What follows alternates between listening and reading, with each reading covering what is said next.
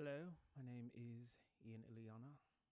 I am an artist, but I am also a veteran that was honorably discharged by the United States Air Force after being sexually abused by Master Sergeant Miranda of Lackland Air Force Base.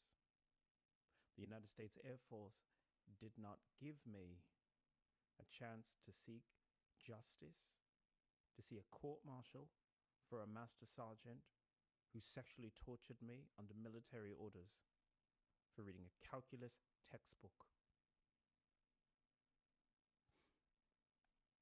I suffer from nightmares. I suffer from severe PTSD where I cannot go outside. If I go outside, the pressure is too much. I have anxiety attacks because of it. And it doesn't help that this is a very crowded city where pretty much anything could happen and people are super friendly, so they're always in your face. So I have asked the Los Angeles County to provide me with a voucher so that I could leave.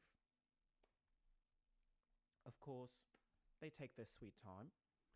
So I get stuck here in LA during an LA firestorm. And all I can say is, why?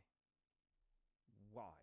If someone likes LA, I could understand, but if they don't like LA, they should have the right to just say, I leave.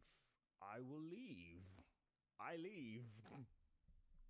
It doesn't have to be grammatically correct. It doesn't have to be perfect. It just has to be, give me my voucher so I can bounce from this ridiculous city.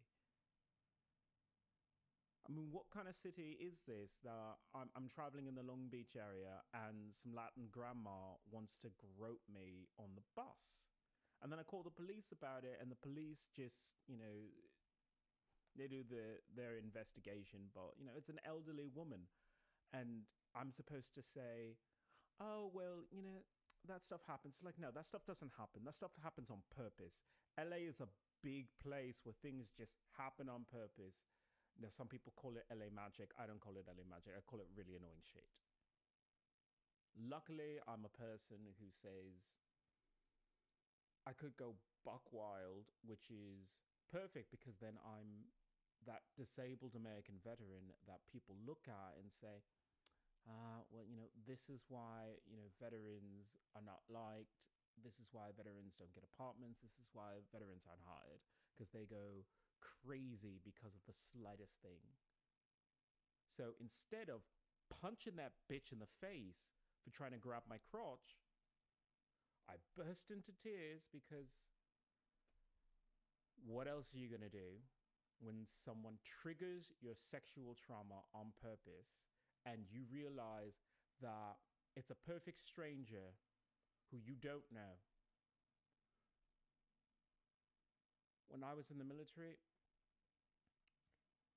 I know I'm not supposed to, just trust people, but I was cordial. I was cordial to Master Sergeant Miranda. We were not friendly. I was cordial. I gave my reporting statement. I treated her with respect. The one time she's given direct jurisdiction over me, she used that to sexually abuse me. Now, I can't work. I could barely go outside. And this state says to me, we can't give you a voucher yet. You have to wait. You have to wait after calling the police because women keep showing up at my apartment building, try to break into my apartment.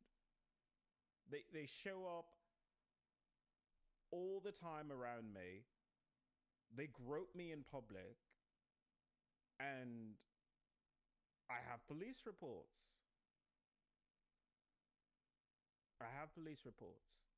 That should be more than enough to say, your state is fucking disgusting. Get the fuck away from me. Give me my fucking voucher so I can fucking leave this city. But they don't do that. They don't do that at all.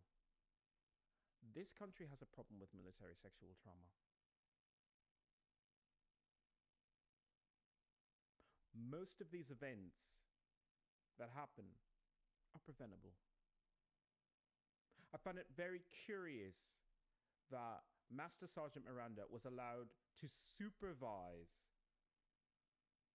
a serviceman by herself when before at the CQ desk it was a two-man job. But this was the one time that she was left unsupervised, and she used that to sexually abuse me. So when people say, why can't you just be nice? People are trying to interact with you. Can't you crack a smile? Can you smile for us? No, I don't want to smile for you. I don't want to smile for you at all. In fact, I don't want to talk to any of you.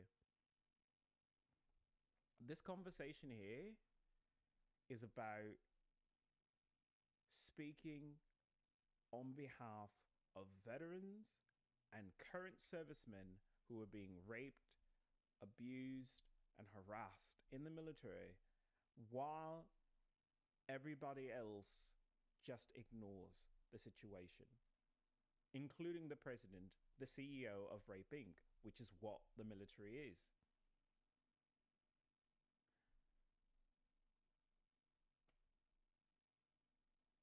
I don't have to love this country to serve this country. It would help, I'm sure, but it's hard to love someone after that kind of abuse. So I want to give my love to someone new. I'm looking at a few places. I don't know if any of my fans from Canada would be interested, but I've released some new music. I said that today, even though I am stressed, I am hurt, I spent last night just crying, just rocking myself and crying because I deserve better. I mean, I'm not a person who's the life of a party or anything, but I certainly thought that if I came to LA, I'd go to the beach, sit down in the sand, and just, if I want to cry there, I'll cry there. Nobody cares. Do a drum circle, just all of that. And that just, it didn't happen. It didn't come together for me. I didn't really, I felt too traumatized every day to really enjoy any of that. And it was such a chore to get out there because every time that I would go on LA Metro, there would be some new drama, and I hate drama. Tell me one person who really does. But I would go to the beach thinking I'll bring my boombox, I'll sing, I'll move around a bit, because when you have PTSD, your instinct is to stay indoors, cry, maybe eat more, drink a lot. That's unhealthy. That doesn't help you at all. That doesn't help you get over your trauma. That doesn't help you at all. What helps you is to go out anyway and fight against it, but in a way that makes sense. So I said, let me go to Santa Monica, let me sing, let me dance, let me move a little bit, even though I have a right knee injury. Yeah, what am I supposed to do? Just never move around, never, enjoy the body that I have, that I still have after military abuse. So I would go there, but then someone would, be covered in blood and rushing toward me, or, there'd be people just doing drugs like all over the place and then trying to get you high too. And it's just, all for drugs. I'm all for drugs. They are wonderful. I really think that's a personal preference. I really think that that is something that should be more designated toward specific places. Like if you want to go to a club or a smoke shop or something where, it's just people who are in the vibe of we're going to get high, great. But if it's the case of, well, I'm going to force you to get high against whatever you wanted to do, no, because you don't know what kind of trip that I'm going to take when you try and dose me on the LA subway. Like, if I'm already in a bad mood, trying to force marijuana on me or whatever meth is going on in all of the subway, it's not going to make me feel any better. So I don't go out as much. And then this firestorm happened, and I'm supposed to suffer through that when I could just not live here at all. You see, if I don't live here, I could live somewhere else. I'm not saying it'd be any better, but maybe it'd be different. I've lived in other places across this nation where, for the most part, I didn't really like it, but people left me alone. Not every day was good, but there were days when I was just ignored, completely ignored. And LA is just not that. They are all about one of us, one of us, one of us. It's, and why are they so happy? Why in the world are they so happy? How can you be happy when the sun is shining like that? All up in your face. Whatever.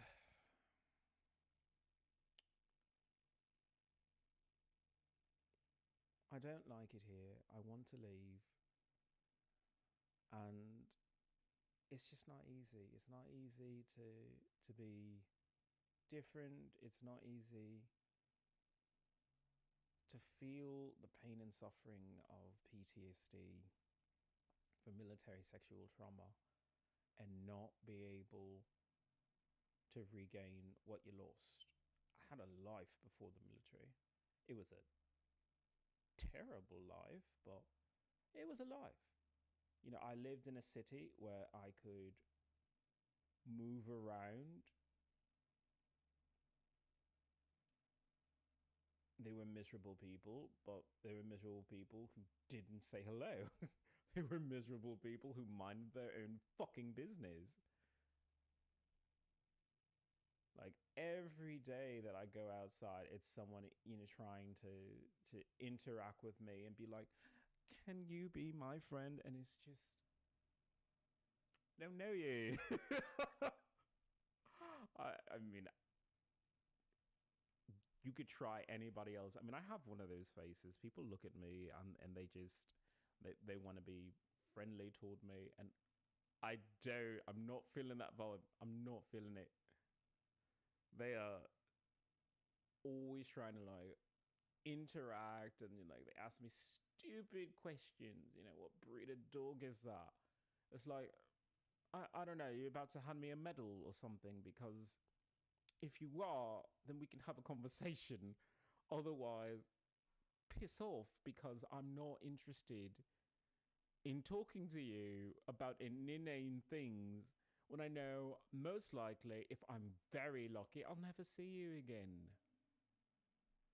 I don't do small talk on public transit. I don't see a point to it. I admit I have watched classic movies and television shows, and I've heard the somewhat romanticized stories of, oh, this person and this person were going to the same diner for 3 years, and every day they sat 1 seat apart, and then one day the seat was taken, so they had to sit next to each other, and so they started a conversation, and then 10 years later they have kids together, they have a house and a marriage that lasted the test of time. That's a lovely story. I'm sitting next to a bunch of crackheads and meth addicts. I really don't see the lasting relationship there, and that's what I think of when I think of Los Angeles people. Discover LA. I love your tourism ads because it is all beauty and glamour, and then you fucking show up here. I can't even speak. I'm so fucking show up here, and it is nothing but homeless people, and I was homeless too. I'm at risk of homelessness right now because I'm having a hard time just trying to get this stupid fucking voucher.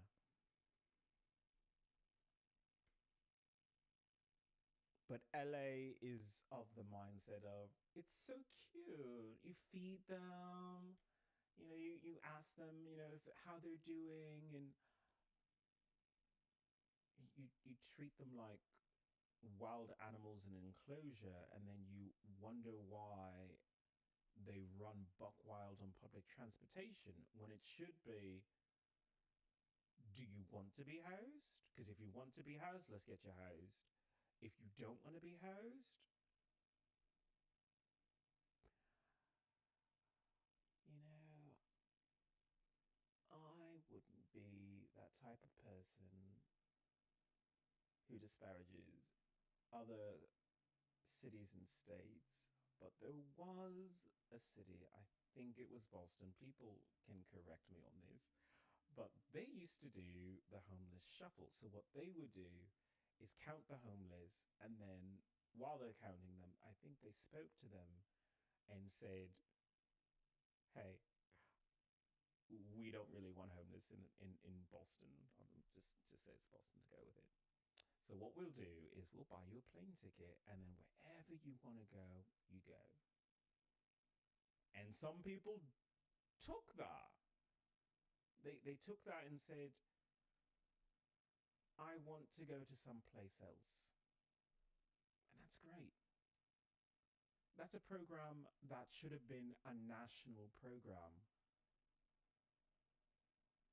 This whole idea of if you suffer, you will suffer enough to want to leave.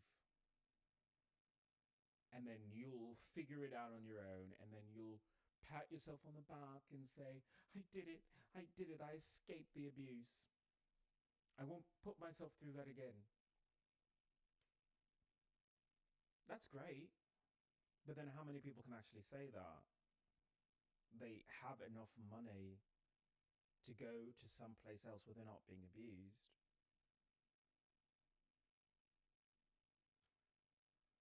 I struggle with my PTSD, military sexual trauma. I can imagine people who are being physically assaulted by their partners and have to flee the area.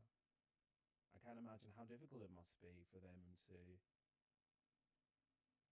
try and get out of a bad situation.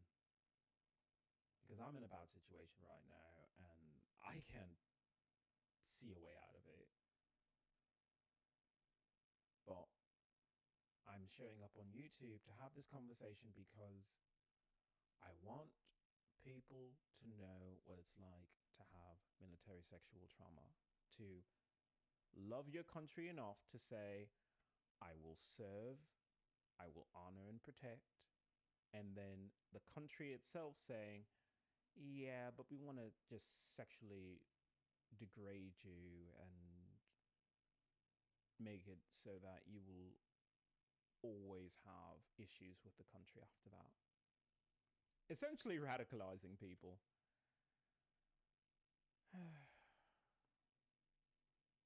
It's a dark path because you want to honor and protect your country, but your country did you wrong. Now, I'm of the mindset of if someone fucks you, you fuck them back harder. So instead of being that destructive nihilist anarchist that the military would love to see me be, I'm going to be that ultra patriotic but also forward thinking person. I have several projects on change.org, change.org/genius to Mars, change.org/clear LA smog, two programs where, as an engineer, I can offer solutions to some of the issues that we have in this country, namely pollution and job shortage. Retasking people toward environmental issues and then retraining the American populace toward new standards and ways of engaging with social commerce can only help the situation of constantly getting into a car to drive to another thing just to entertain yourself for an hour to 2 hours and then come back to your same place where you could have done that in the comfort of your own home. That's a conversation that I would love to have. I would love to have that conversation of, let's expand upon the whole stay-at-home thing. Because there's a lot of traffic going about there. The LA firestorm happens and people are still taken to the roads. And it's just, oh, I can't take it. I can't take it. I can't take it because if you know that your city's on fire and that there's smog in your city, what do you think your car is doing in all of this? You see, this is why I don't talk to LA people, because they want to talk to me about dog breeds and I only want to talk about environmental issues. I only have enough energy for that. So even though I suffer from MST, I am trying my hardest to try and reach Governor Gavin Newsom, Mayor Karen Bass, about why don't you change the fucking roads? If you use asphalt, asphalt cracks. Asphalt is not made to bear the weight and the abuse that American cars put on them. If you used other materials, you could do things like have smart roads, intelligent roads, roads that can give you sensors and feedback of how much carbon monoxide is coming out their fucking cars. And also ticket the fuck out of these people if their emissions are higher than what the EPA allows. Now, I mean, that's a bit, daddy state. But we're in a state where fucking everything's on fire. And I'm tired of it. I'm tired of living in a state that says, oh my God, the LA fires. It's just like the LA fires are because of the fact that you dried out the entire state. There is no rain here. If it rained here, then maybe the trees wouldn't be so dry that a breeze sets them ablaze. Just a little gust of wind and it set 5 fires. 10,000 acres gone, atomized, and then sitting on top of the smog. An entire forest. I want people to understand this. Los Angeles burned forests, threw that into the atmosphere, and then that sat on top of their own smog.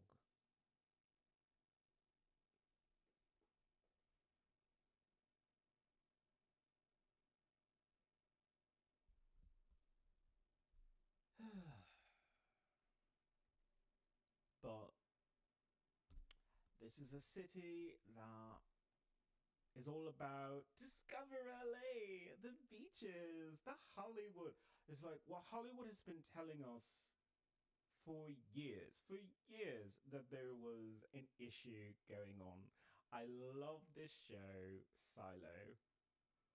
I love it because it's a show that you just want to fast forward to, but you know you can't because this is a show that specifically is designed to tell people there is bad air out there. Bad air. They have this thing, spoiler alert, it's called cleaning, where if someone wants to go outside, they say, do you want to clean? And it's just, I get that as an environmentalist.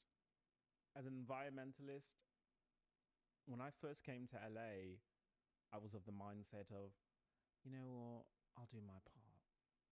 I will go outside and say, I'll pick up this aluminium can here, this glass bottle there. I'll take care of that.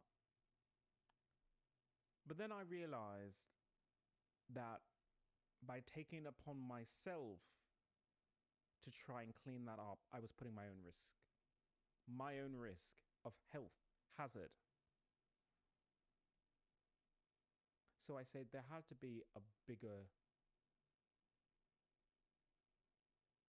solution to this. I started on X. Oh, you can follow me on X. I'm Ian Iliana, so same spelling, IANXILYANA.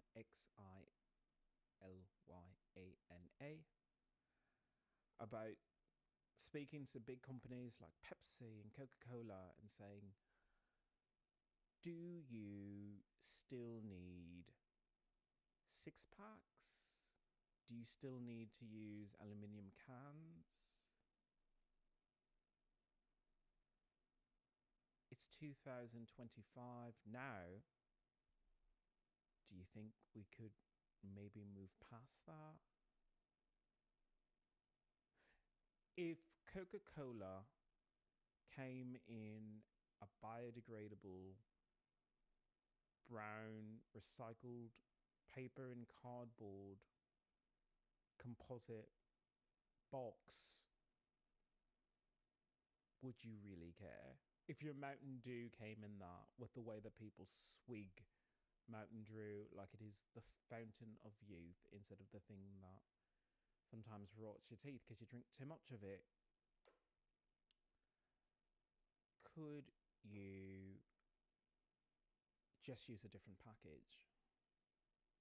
Of course, nobody hears anything. Not at all. But I am determined, MST or not, if they're not going to give me a voucher, then Los Angeles County has to fucking shape up. I'm not going to live in a county that fucking burns the forest around me and says, oh, well, you have to live here. It's like, I'm not going to live in a place that burns the forest around me and then tries to choke me out with smoke. I'm going to live in a place where that isn't an issue anymore. So I started talking about on X, we need rain. We need rain, we need irrigation. Reclamation, LA, water reclamation 2025. That's my goal.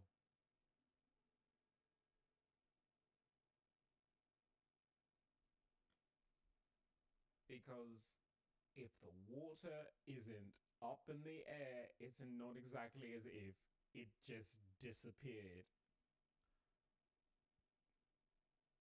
There is water in LA. We're not using all of it. We're not storing enough of it. We are wasting a lot of it. So if we had conversations about that, it would probably help.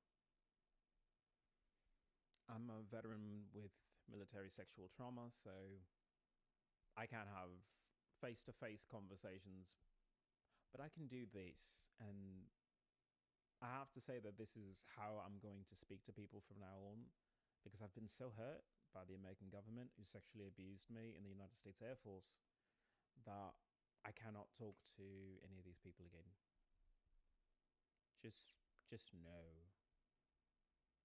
Like, unless it's purely business and very brief,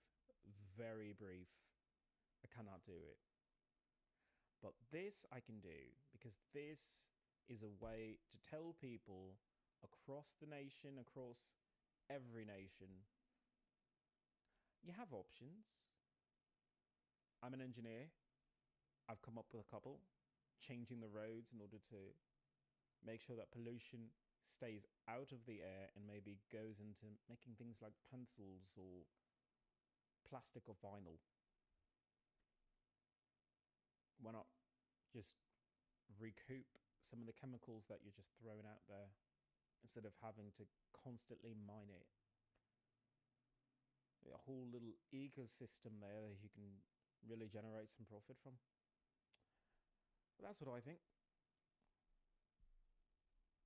But as I said, I am an artist, and I'm trying. I'm trying to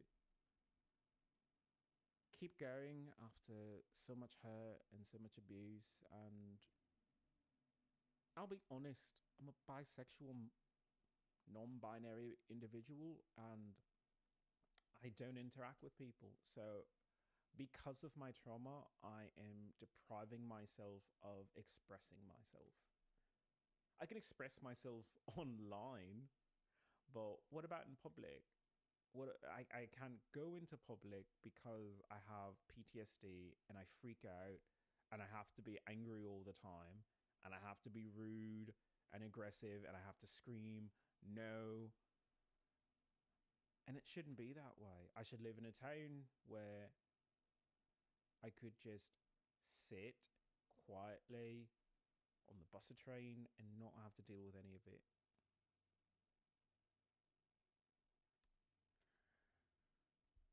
But I want to thank the people who keep coming in and out of the chat. I don't know how to. This is my first time, like, really getting this to function. I don't even know if the mic is on. I hope so. I mean, the little green light is going back and forth. I guess so. I'm going to keep chatting. I'm going to keep chatting about MST. I'm going to be chatting about environmental issues.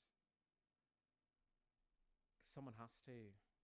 You have one planet, is what they keep telling us.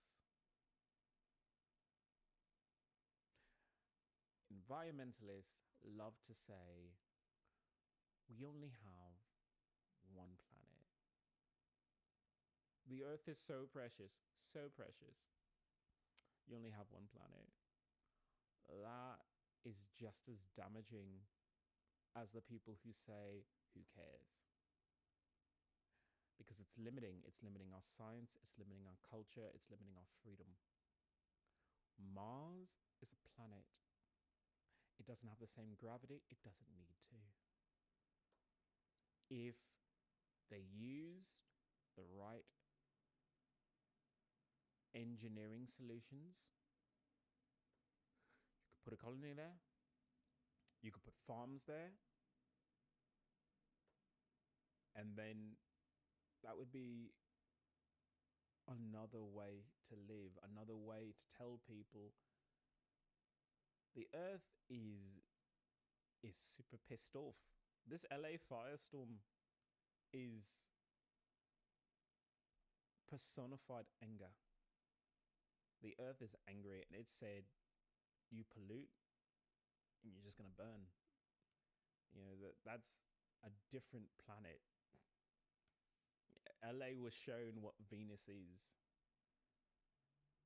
and yet still everyone just keeps using cars. And I'm not going to be that person to tell them, no, your petrol is damaging the Earth. I'm the environmentalist that says, if you're a true environmentalist, you leave. You leave, you form your own communities, or you move to communities that think like you, the constant back and forth, it solves nothing. It solves more if you leave. Like LA has this clean air day thing, and I'm doing a clean air tour in North America, only in Canada, because Canada hasn't sexually abused me like the Americans have. But this clean air day is a day to say, we could do more for the environment. But I said, it's just one day. It's just one day. And you wouldn't even do free fares for public transportation on the clean air day. You do that for other holidays, but the holiday specifically designed to tell people, you know, if you carpooled, if you put your resources together, you could do more for your planet, for your city, for your family. Like, why aren't these people selfish and say, I need to breathe air? I don't care if you have a truck with a jet engine in it. Don't you breathe oxygen? It doesn't get through to them. But it would get through to them if they were left to have their own city. If all of the environmentalists said, I'm not getting my city. I'm not getting the city experience. I'm not getting what I want out of life. Because a lot of us, we rent apartments. Now, when you rent an apartment, you're pretty much saying, I choose, instead of enjoying the outdoors, I'm going to lock myself in to four walls. Now, if you like the four walls, great. If you don't like the four walls, then why are you there? All these people is like they tattoo the stars on the shoulders, and you know they have stars on their chest, and you know like, oh, I love the stars, I love astronomy, I love science. It's, well, how can you see the stars in a city? How can you see the stars at all when you have so much light pollution and when you're so stressed that you don't leave your apartment? If we are going to solve the pollution issue, we have to talk about an exit strategy for all these environmental people. Because if you pull out of these cities, they lose a customer. See, if they keep you here, as LA has done to me, you have to continually buy their food, buy their clothes, buy their products and gadgets and whatever else. But if you left, there would be a hole there, a hole that they would be able to understand as in, we have offended our customer. LA offends me as a customer and citizen of this country that they continually destroy the environment with smog, that they refuse to change a road from something they designed in, I want to say, what, the 1920s and 30s, and they haven't upgraded that. But places in Africa have better roads than LA. I want you to just sit and digest that. Nothing against any other place, but United States prides itself on saying we're number one at this, we're the best at that. You can't be the best at roads. Other countries are better at construction, architecture, city planning. And everyone thinks, well, that's the job for the mayor, that's the job for the governor. No, that's yours. That's yours. All the parents who have young children who have asthma and they have bills. They have bills and they have stress. Who speaks for them? Who says to the government, my kid has to breathe? My kid can't focus in class because there's not enough oxygen in the room. And that's something that should be discussed. We can't talk about Americans being stupid when they don't have enough oxygen in their classrooms. That should be something that should be on the PTA agenda. Like, do you want more alert, attentive kids? You might have to add a bit more clean air. You might have to wake them up earlier. You might have to change some schools. Oh, and I think I offended someone for saying Americans are stupid. I won't apologize for that. Not all Americans are stupid, just some of them. Unfortunately, they beget more of them, so here we are. Some Americans are stupid, especially on climate and environmental issues. There is more to be had. You can have a higher quality of life if you just abandon these destructive practices. Another solution that people have is go to a different planet. How long are we going to watch sci-fi movies, Star Trek, Star Wars, and say, oh, that's wonderful CGI? Where's the science? Where's the science? I don't understand how companies like NASA and SpaceX can use rockets. They haven't even perfected the solar sail. They don't know about any other method.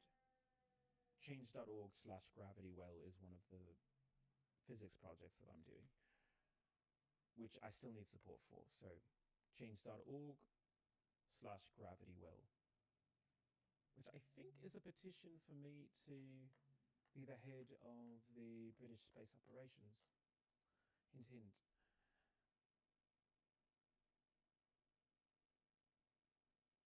But if you have an apartment and you're stuck with 4 walls, what is the difference between that and 4 walls in a clean space base where the air is more fresh than what you get in your cities?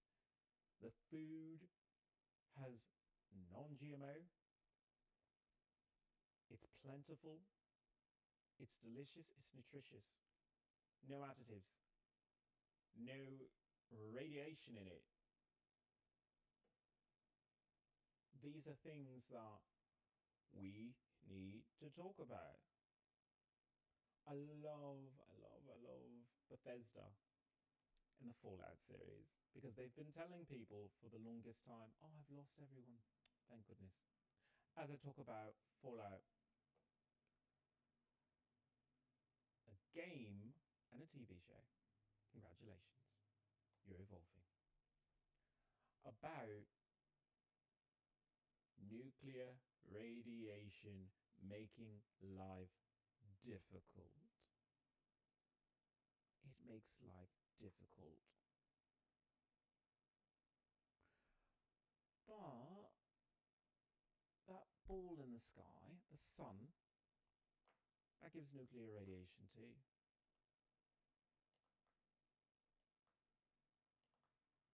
That goes into your food. That goes into your water. And when you take that into your system, it changes you.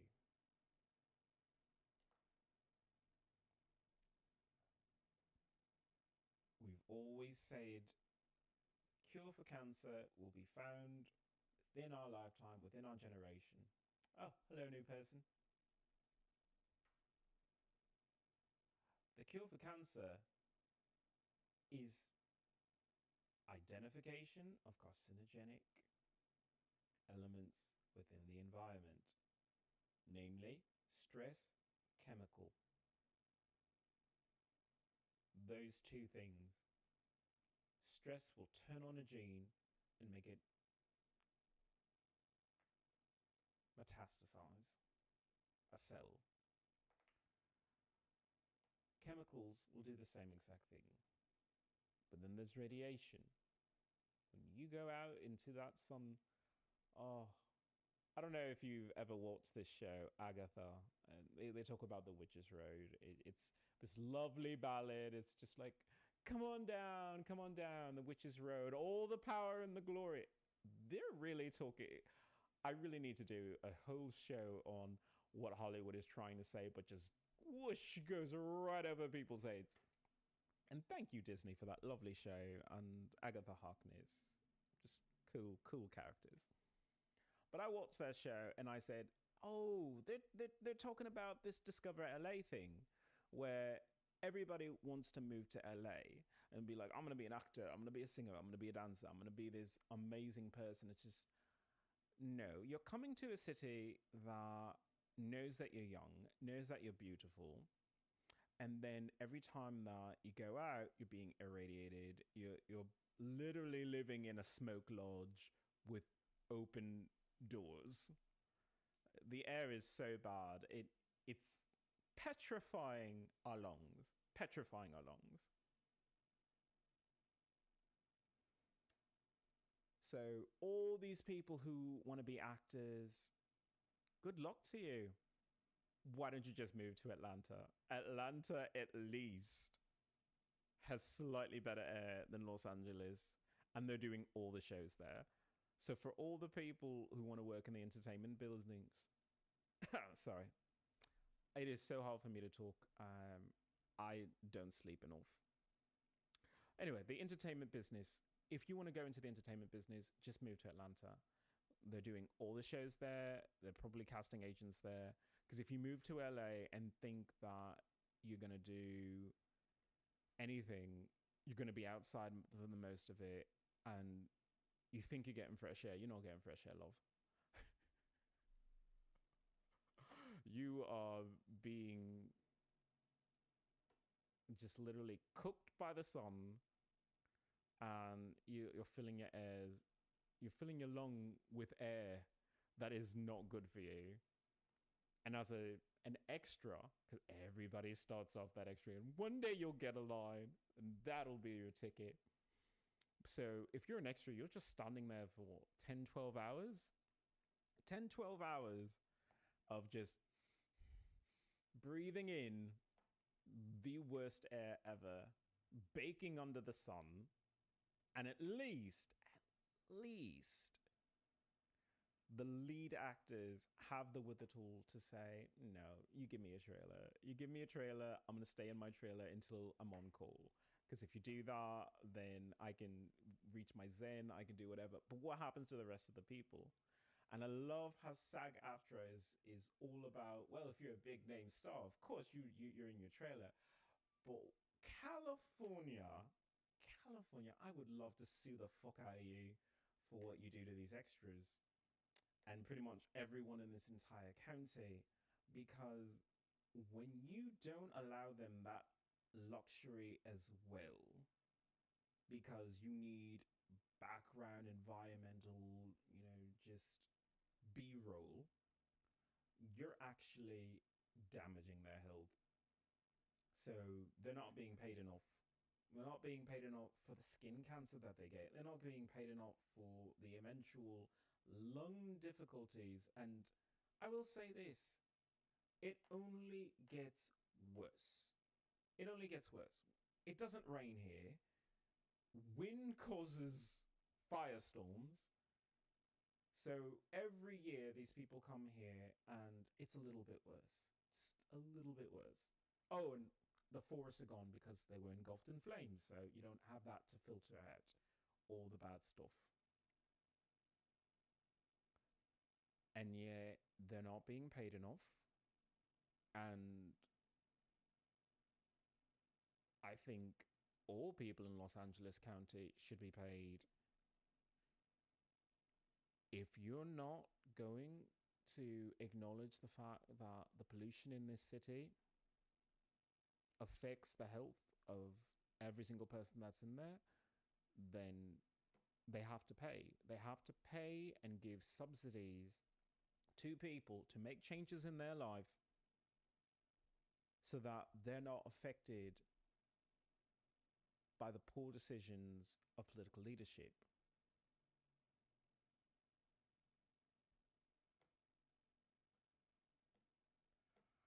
I'm a disabled American veteran. I have PTSD from military sexual trauma. I should be focusing on my health, not to be selfish, but I need to take a step back. And if they just gave me my voucher, I would be able to do that. I'd be able to move to a city where I could recover a little bit better from my military sexual trauma. And having to constantly cry or deprive myself of sleep because I'm constantly triggered by every little event that happens here.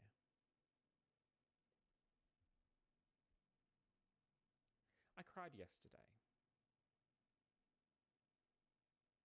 I didn't like it. It just it's a cycle of I'm stressed, I'm scared, I cry. So I said, today I'm going to talk about it. I'm going to talk about it and then I'm going to leave it on YouTube so people can see a military sexual trauma survivor. I survived my military sexual trauma. It didn't break me completely because I'm still here. I still choose every day to wake up and keep going. It's hard, but I do that. I had to make a lot of sacrifices in order to do that, but I keep doing that. I choose to do that. I encourage other people to do that as well. If you suffer from military sexual trauma, there's a link in here where people can sign a petition, because a lot of veterans, they don't have special gifts or talents or music careers or anything to fall back on when they can't work or something like that. I make music, but nobody really likes it, so it's purely art therapy at this point.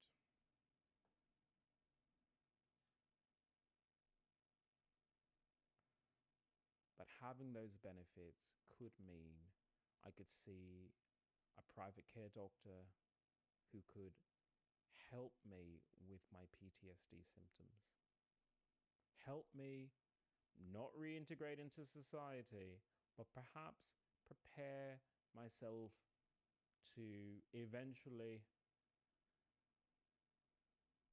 cooperate with a team to go to Mars. I'm a military sexual trauma survivor. I'm not a person who wants to stay in a country that does that.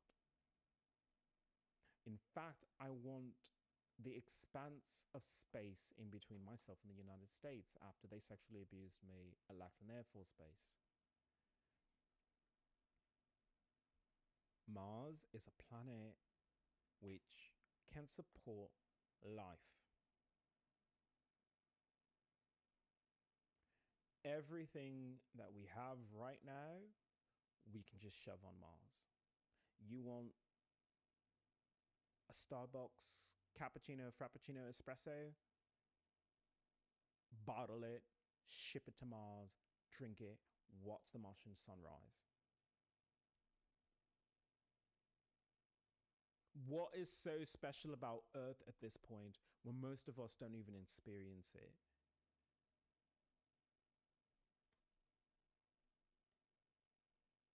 I would love for my American experience to be I go through national parks, I go through forests, I work with wildlife rescue. I would love that. But then who is rescuing the rest of the planet? So I have change.org/genius to Mars. It's a petition for me to have my own lab so that I could go to Mars, prove that it can be done, and then also create the technology to get back even faster. Change.org/genius to Mars. I'm an engineer and a really good one. Sign my petition and I could make some changes. I would really like to make some changes. Simple things like, I've said it before, changing the composition of the materials that they use in our roadways would reduce pollution. It would put less wear and tear on your car if the motorway wasn't made of something that didn't allow enough buoyancy in the suspension to take stress off the exhaust. If it wasn't something that cracked and crumbled and just deteriorated over time, you might have cars with better mileage. And same is for our body. If we weren't stressed out all the time, just imagine what you could accomplish if you weren't stressed out all the time. I live in a city that stresses me out. Imagine how your life would be if you didn't have to live in fear. If you say, I lock my door, but I don't have to worry about it being kicked in because I know my neighbors. Or I could talk to a policeman without thinking, yeah, but in the wrong situation, you might see me as the bad person. Black Lives Matter. I support the police. I support the fire department. It's a tough job. But what are we doing about it? We don't talk about it. We don't talk about body cams. We don't talk about changing our society so we don't have this amount of friction. Oh, I lost another person. Thank goodness. What I say is never going to be popular. I'm an anti-American patriot who's determined to save the country by bashing it publicly and pointing out its faults so that if we did fix it, it wouldn't be such a terrible place to live and wouldn't inspire such derision from every other country who looks down upon it.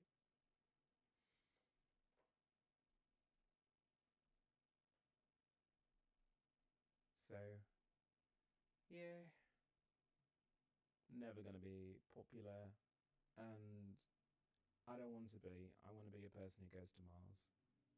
I want to be a person who says, I left an abusive country. A country that is just abusive, that uses us as little drones to build a honeycomb castle for one person to live in. That White House, beautiful, impenetrable. Except to disease, obviously, because they don't even have the right people at the CDC. But even so, that's a lovely castle for one person, while the rest of us live in squalor. Should we even have to? Change.org/genius to Mars. I'm going to Mars. I'm going to Mars because if you go to Mars and say, wow, I'm living on Mars, other people might be inspired to do so as well. And living on Mars with food, living on Mars with water, living on Mars with clean air and no stress. That is a future. Thank you and goodbye. I'm going to keep talking about it. I'm going to keep talking about it and talking more. I'm not going to give up on the dream of seeing something new, of experiencing a challenge in life. like everyone else, I love telly, I love cinema, I love music, but I'm a little bored. I'm a little bored because it just doesn't fulfill my needs as a person. I can watch shows about dragons and elves and witches and all that. It doesn't compare to growing your own food or traveling somewhere new or discovering something or inventing something. That's why I have to leave this city. It's a little too basic for me. I hate LA, love me anyway. I don't want LA. I want Metropolis. I want Metropolis because Metropolis had Star Labs. I want Metropolis because there was a Crystal Palace for Superman. And I'm huge into Kryptonians. Why? Because I think they were right. I think they were really right about what is going on here with the environment. As everything gets hotter, as this LA fires have clearly shown, of if it's burning outside, perhaps it's a bit too hot for you to live in. Move to the colder climates. Move to climates where what a fire starting, it's too cold. The wind alone would blow it out, and there's no trees around. Yet. Change.org/genius to Mars. That's some really priced real estate right now. Everyone wants to be by the beach. No one wants to be in the middle of an Arctic tundra, unless the Arctic tundra was livable, beautiful, refined. I lost another person, but I'll keep going. Mars is that Arctic tundra.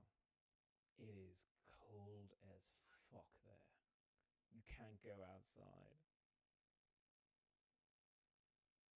Yet. But with the right technology, you can. You can do a lot more. Change.org/genius to Mars. I have my own mission to Mars expedition plan. I should be an astronaut. I shouldn't be a disabled American veteran stuck in LA with all these stupid actors, musicians, and just loser people who would rather see their county burn than turn off the engines in their cars. Harsh words, and I'll say it every day. How can you have so many industries in one area, and the people in the entertainment industry are like, I'll make a song about it, or I'll make a TV show about it, or I'll make a film about it, but they're not also lobbying for better health standards.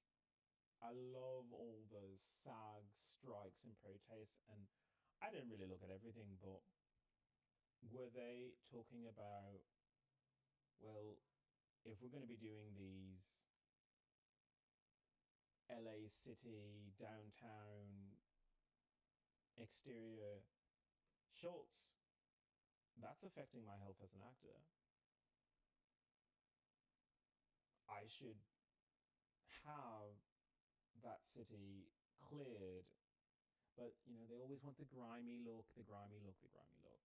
It's just, grimy could be CGI'd in. Like, I wouldn't take the grime and put that down my throat. I wouldn't, I'm not in the business, but at a certain point you have to say, why are you working in an industry that says, yeah, but your character has to go into the middle of this downtown alley and the engine's running, and then you just have to stay there for like 3 hours. It's like, I'm pretty sure you're being paid an exorbitant amount of money. That means jack shit when your health is at risk. Speaking of which, with those alarms, I'm going to talk about this show called 911. That show is about Los Angeles Fire Department, and I love it because it glorifies the danger and the thrill of things. It makes it somewhat glamorous to be a first responder, and well, I'm a veteran, so obviously I fell hook, line, and sinker for that too. But where's the community involvement? Everybody loves the show. Nobody wants to be a firefighter. So when the LA fires happen and they have to say, we don't have enough firefighters, I'm like, ABC took two giant hunky guys, put them in their cast, and paraded them around and said, you like firefighters? You like firefighters? Here they are.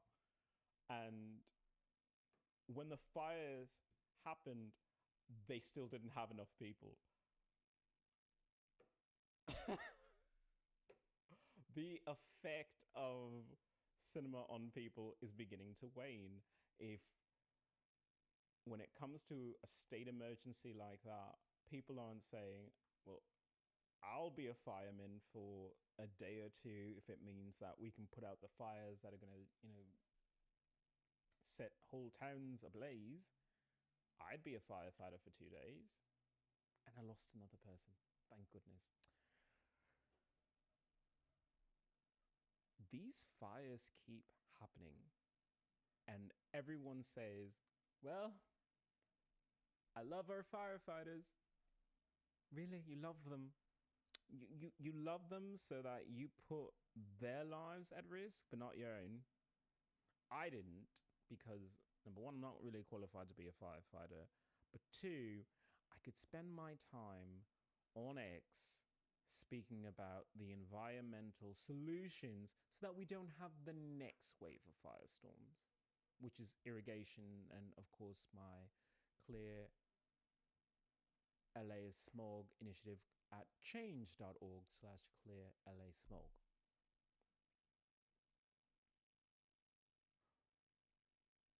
Hunky guys, a lesbian storyline. Oh my god, they brought in Jennifer Love Hewitt for this, and yet still there's not enough firefighters. You have to call the National Guard. That should tell you something about this county. It should tell you something about American people. How when it comes to freedom, when it comes to safety, when it comes to anything that matters, it's someone else's job. And no amount of cinema or Hollywood is going to take people off the couch and into either a voting booth or a civic position in order to solve any of these issues. Now, hello, new person.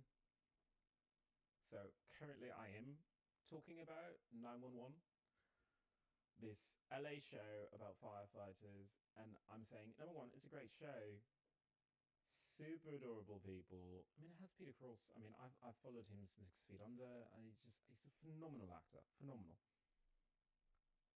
But it didn't inspire people to do anything about the firestorm. We're still having this conversation after a whole show about, stuff catches on fire. Just, this is what fire looks like. This is what fire looks like next to this really adorable actor. But this is fire. Fire in your town. It didn't reach any of them. It didn't reach any of them because when the firestorms happened, when the firestorms happened, people went back into their cars. Went back into the cars, like, I really need that Frappuccino. Like, I really need it. So they went and they got it.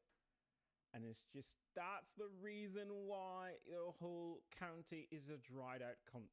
It's a dried out cunt because you get into your cars and the exhaust that you waste to go I want to say not even a full mile because they are literally everywhere.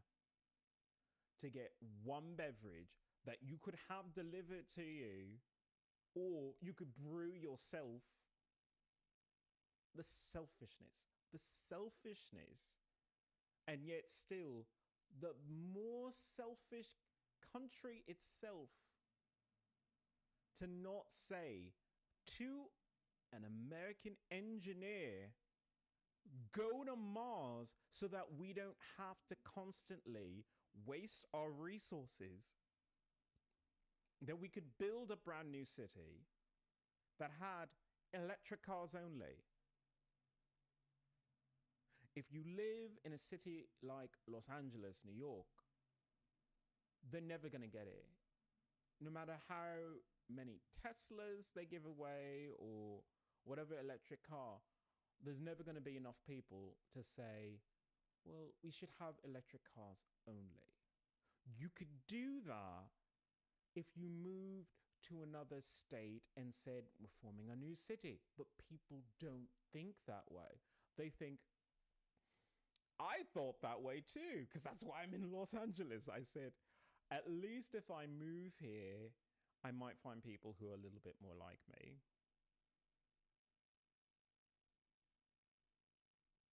But I have PTSD from military sexual trauma, so I don't interact with people. I'm just too traumatized.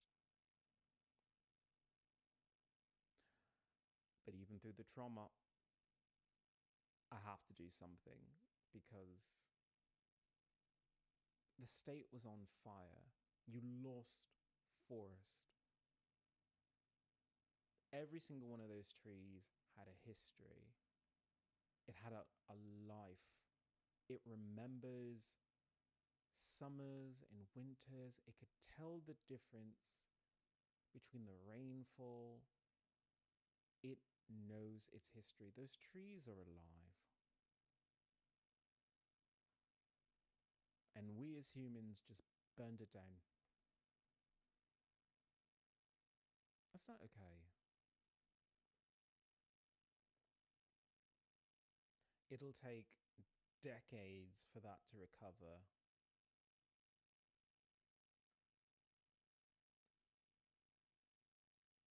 And we could do so much more if we leave for Mars. Change.org/genius to Mars. By going to Mars, we open the door to there being an option. I've said it in previous broadcasts, but I'll say it here again. If you're a nerd and you like gaming and you spend most of your time gaming, what is the difference between gaming on Earth and gaming on Mars? If fresh air wasn't an issue, if food was an issue, if money wasn't an issue, I mean, everybody is trying to upgrade this, upgrade that. What is the point if you can't go outside? I spoke earlier about the CDC. That is a genie that is out of the bottle. Once they started using bioterrorism across the globe, and that's what it is. It's bioterrorism. It's not a mutated virus that happened out of the blue. No, it's carefully grown and cultivated. You can tell that this is a bioterrorist event of COVID-19. You could tell that because of the way that they've allowed it to spread. And once that happens, you don't go back from that.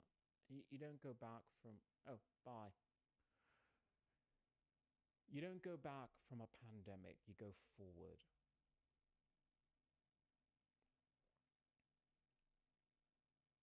The way forward from something like that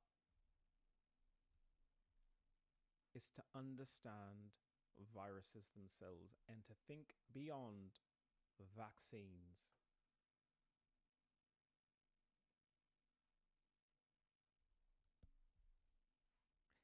vaccines don't happen quick enough. So when the media keeps asking, when is there going to be a new vaccine? When is there going to be a new vaccine? Are you vaccinated? That's the wrong questions. Those are definitely the wrong questions. The right question is, which proteins are they using?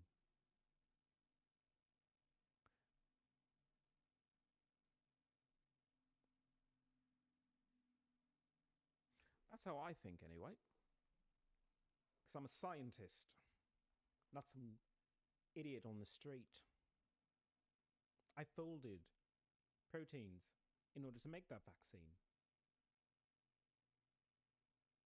As an engineer, I actually made a video about how UV light could be used to denature those proteins so that it would be harder to lock and key, grab onto your alveoli cells.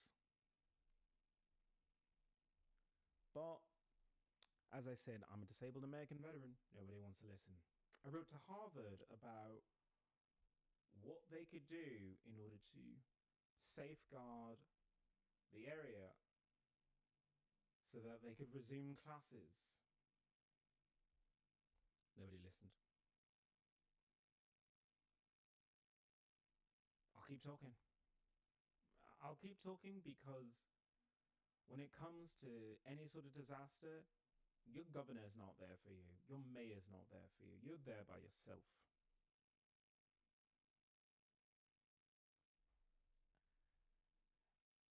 If we do not do the bare minimum to educate ourselves, raise the literacy when it comes to things like folding proteins for vaccines, number one, you should know how to do that. And two, you should understand why you need to be able to do that.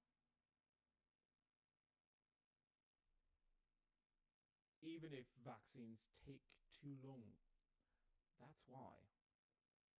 Because there's not enough people. Everyone else was saying, well, somebody will figure it out. What happens when everybody else gets sick too? Do you really want to live in a country that says, well, somebody will figure it out? That's not where I want to live. I want to live on Mars, where I can say, yeah, I'm here in a place of isolation because I'll be the only person there, and I can trust in the medicine that I can provide there that I can't provide on Earth. The level of technology on this planet is so low. I mean, people look at things like the meta glasses, the smart glasses, and say, oh, well, you know, we have AR now, we have virtual reality. That is so cute. That is the benchmark that people use for technology. Just sight. You could go so much further if you weren't on Earth. You could go so much further if you weren't held back by countries that stress you out so that you never grow, you never invent, you never do anything, you never talk to people, you don't live a life. I have military sexual trauma, so I have no friends. I barely talk to anyone. I could do the same exact thing on Mars and actually do a lot more. Focus for once on medicine, not the medicine that they teach in schools, the real medicine, the medicine of human optimization, the medicine of understanding biology and chemistry to a level where you could regenerate.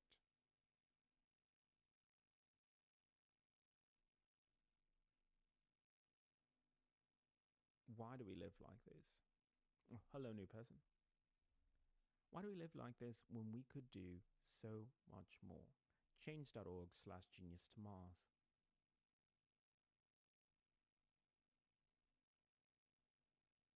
I want to go to Mars. I have to, because if you look at something like Los Angeles and say that is one of the youngest cities that this country has, and that's as far as America will go. America isn't interested in building new cities. It doesn't see the point. If Idaho said, I will build a brand new city and only electric cars and things like that, that would be lovely. But even Idaho doesn't want to do that. They say, well, I'll be a farmland, and that's just not going to fly. It's not going to be sustainable.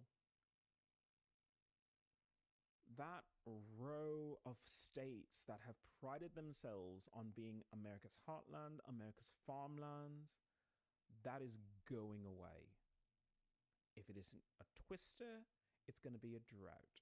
And when you can't grow food there, you're going to have to switch over to agrivoltaics, or you're going to have to switch over to hydroponics, but you're not going to be able to grow. You're not going to be able to grow in that soil anymore, especially when you deplete the resources that are in the soil.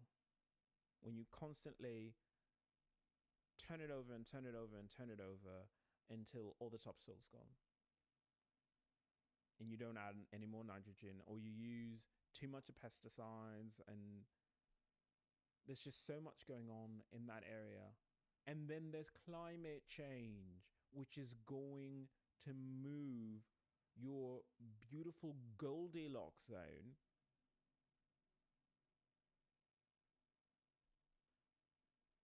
well, I'm going to keep talking about this.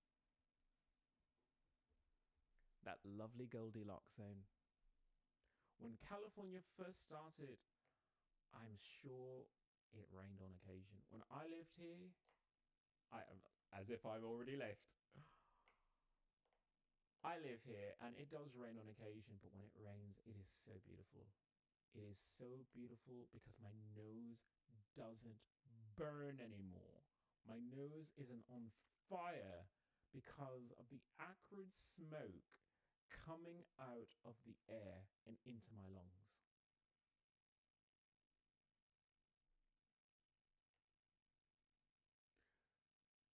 We, as humans, look at a map, we draw nice little lines, and then we give these places names. That is not how the earth works.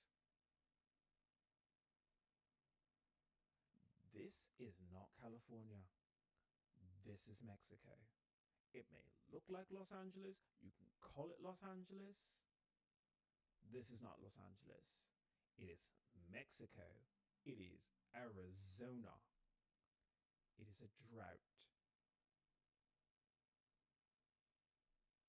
We need water here. We need rain.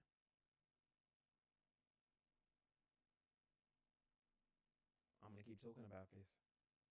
Change.org/clear LA smog.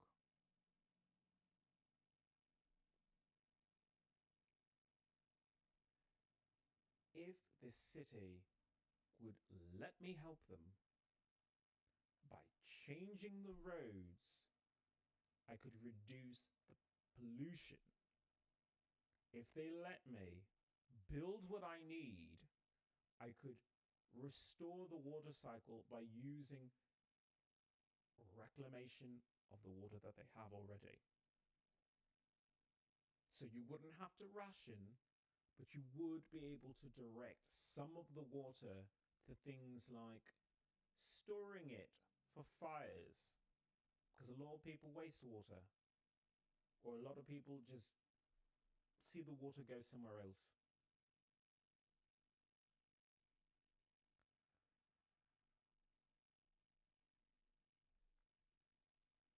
Oh, bye.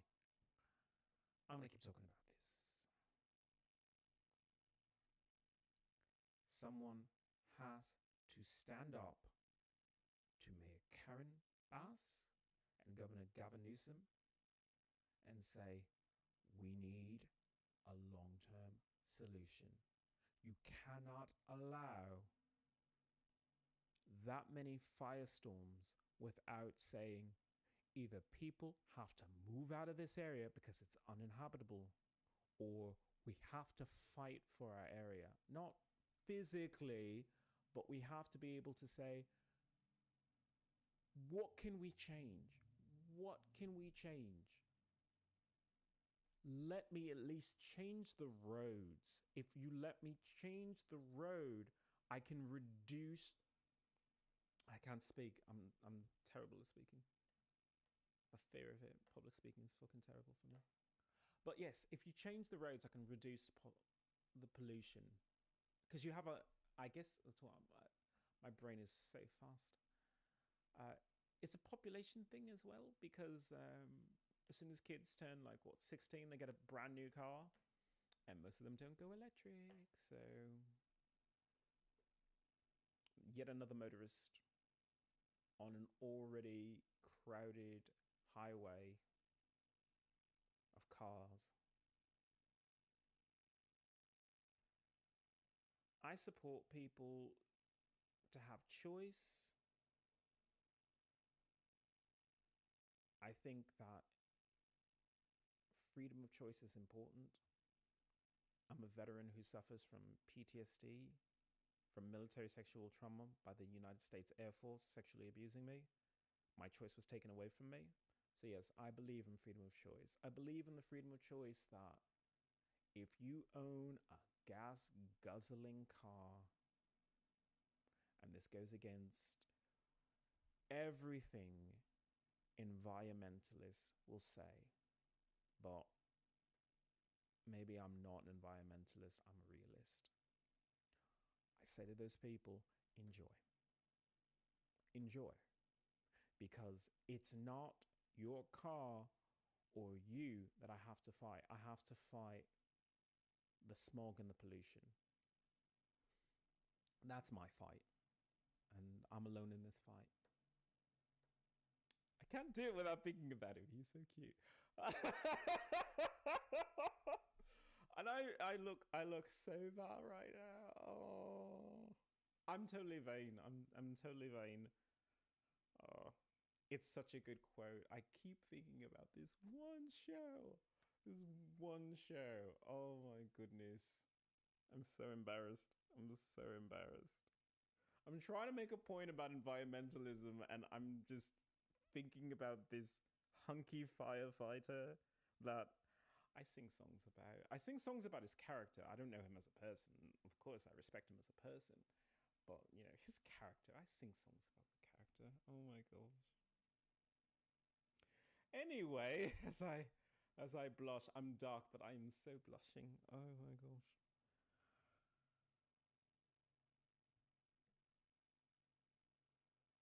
If you have a gas guzzling car, good for you. I'm not going to change your mind. I'm not going to persuade you to do the right thing. The right thing has to come from a series of milestones of personal growth that every person has to go through. I encourage that. I encourage people to keep questioning and discovering new sides of themselves, that maybe a nurturing, healing side that most of us suppress because we think we're in competition with each other, when really we just lack the resolve to cooperate, to coordinate. Which is why I want to redesign roads. Change.org. Oh, bye. Change.org/clear LA smog. It's a simple solution. Simple solution. Because the city has no problem saying, oh, we hate potholes too. So we'll send a crew out and we'll fix your pothole for you. Let us know at 211 if you have any pothole issues. Like, great, great. I'm so glad you're here for us. Thank you, LA. You fixed the sidewalk outside my building. And all I can say is you paid someone to do 2 stones. You didn't pay them to do the entire block. You didn't pay them to do it correctly. It looks uneven. And that's the level. Oh, hello, new person. And that's the level of city maintenance that we just shrug.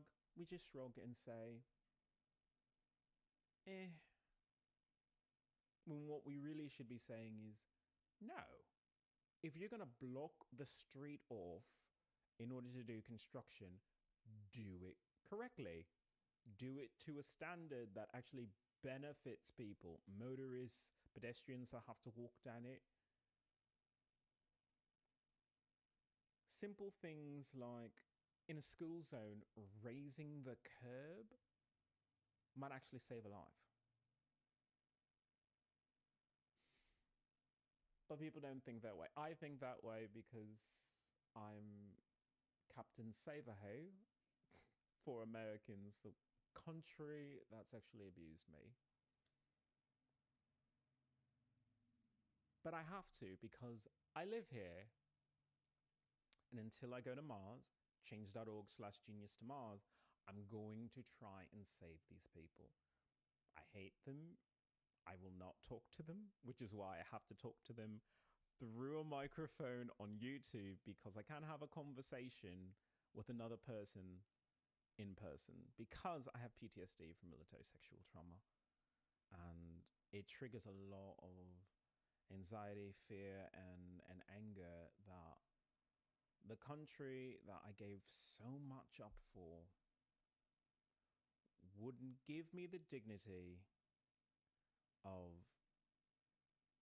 being in Air Force officer uniform as I tell SpaceX and NASA that they are stupid idiots for using rockets when we should be using solar sails and the gravity well that I'm trying so hard to build. Change.org/gravitywell, which is a petition for me to be the head of British operations in space.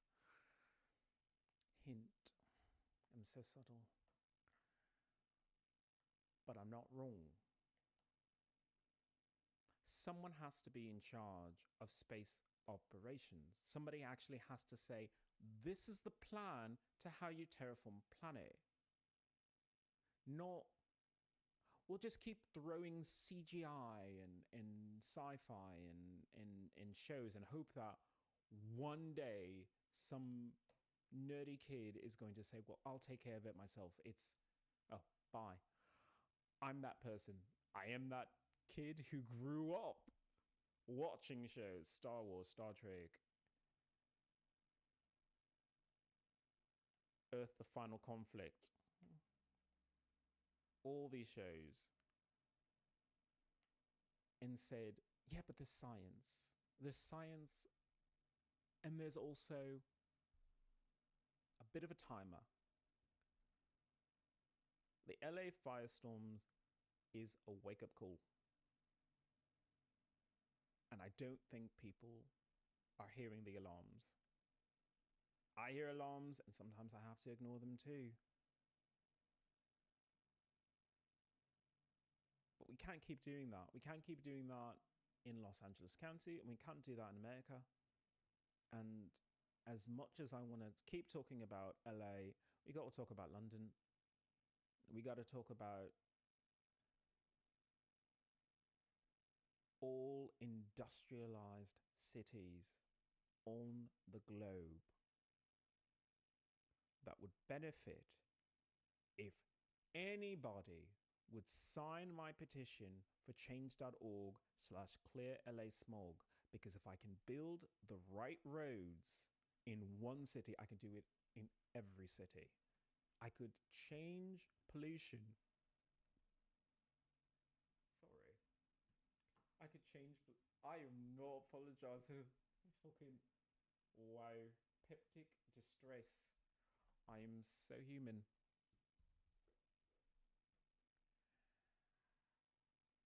Pollution is a worldwide thing, but it's also a very local solution. Your motorways are the way to change your life. If you have pollution, change your motorways. Change your lifestyle. A lot of us are wasting resources, constantly going out. I love to cook and I appreciate restaurants because they inspire you to make new recipes. Continue to cook. Just little things like that, which they don't seem like much, but put them together and you have a better city. You have healthier people in your city. You have children who grow up with healthy lungs. I don't have any kids. I keep talking about asthmatic kids like I've got one with an iron lung. I don't. And I also don't want that to be their future. I don't want that to be any kid's future. I think we have to do something we have to do something about pollution. And I know I started this as military sexual trauma chat and concert. I really should do some music, but there's a time for music and then there's a time for action. And this is a time for action. Because how can I talk about concerts? How can I talk about music when there are wildfires going on? When there are wild cards, Gambit. Well, I love stripping to Channing Tatum, and how dare you, I know, just all over the place. How dare you say Magic Mike The Last Dance, that I was livid for that film franchise. The tears are real. Oh, his body.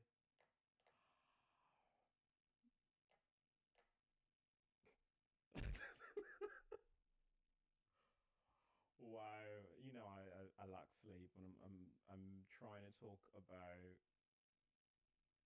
environmental issues, and all I can think about is Magic Mike can really move around. He must be breathing that good air. And that's what happens when you're rich. You live in places above the smog, or you live in hotel rooms where the air is recycled, or you have enough to grow your own terrarium, and therefore it's not an issue for you. And it has to be an issue for everyone, because we can't allow Los Angeles County to either be filled with smog or to burn down. There are good people here. I trash the entertainment industry, but what would my life be if I couldn't enjoy entertainment or my favorite song, or I lost an artist due to a forest fire that I can prevent? Only you can prevent forest fires? Yeah, that's absolutely the case. And I am trying my hardest to resist the urge to play some music, but I got no one in my chat right now. So, yeah, let's see if I have anything new.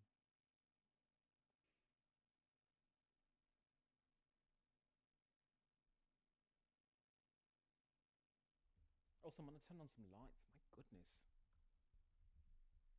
Chatty Cathy here.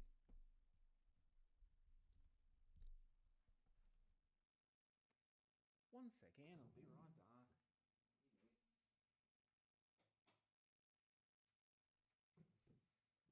Let there be light.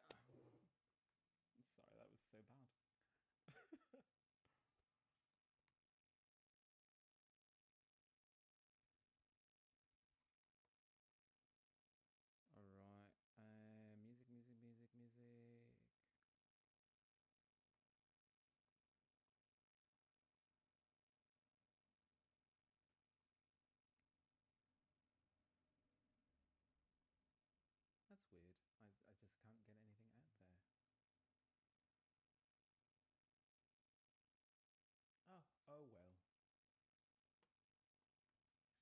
guess we'll call it for now. Well, thank you for listening anyway.